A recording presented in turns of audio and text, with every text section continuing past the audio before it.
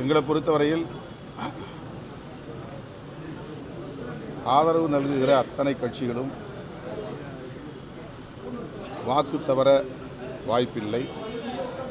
குறிப்பாக விடுதலை சிறுத்தைகள் கட்சி, இடதுசாரிகள், இந்திய யூனியன் முஸ்லீம் லீக், இந்த கட்சிகள் தாவேகாவுக்கு அளித்த வாக்குறுதிகளை கட்டாயம் காப்பாற்றும்.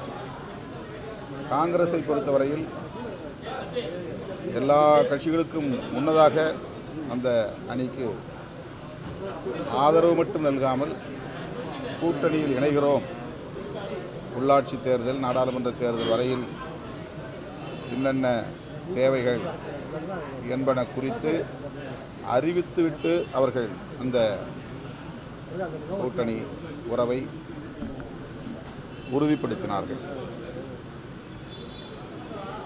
அடுத்து இடதுசாரிகள் வெளியிலிருந்து ஆதரவு நல்குகிறார்கள்.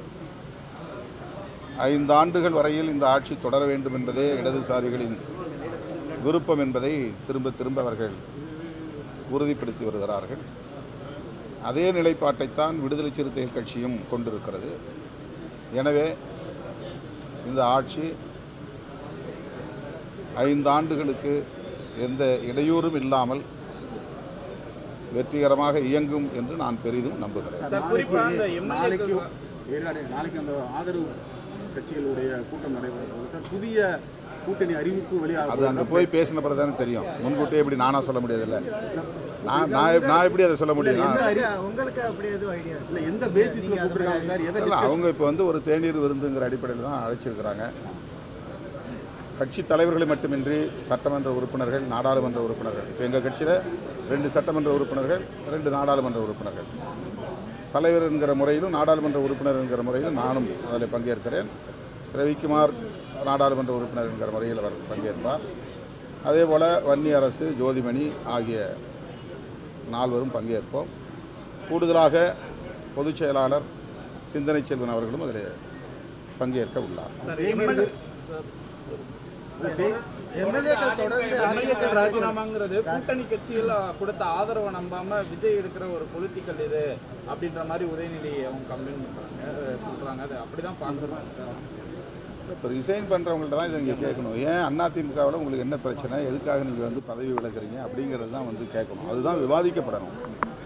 அதை தாண்டி யூகங்களின் அடிப்படையில் இங்கே விவாதங்கள் நடக்கின்றன. அதிமுகவுக்குள் என்ன பிரச்சனை?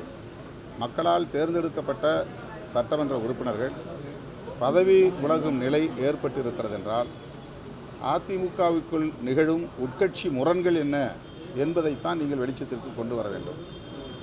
அவ்வாறு இல்லாமல் யூகங்களின் அடிப்படையில் விவாதங்களின் திசைவழிப்போக்கையே மாற்றுகிற முயற்சியில் தொடர்ந்து ஊடகங்களும் இதர அறிவுஜீவிகளும் செய்து கொண்டிருக்கிறார்கள்.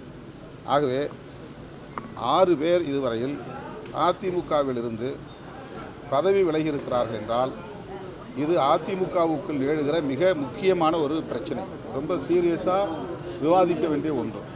எனவே இந்த கேள்விகளை நீங்கள் அதிமுகவினரிடம் வெளிப்படையாக கேட்க வேண்டும். அவர்கள்தான் நாட்டு மக்களுக்கு இதை தெளிவுபடுத்த வேண்டும்.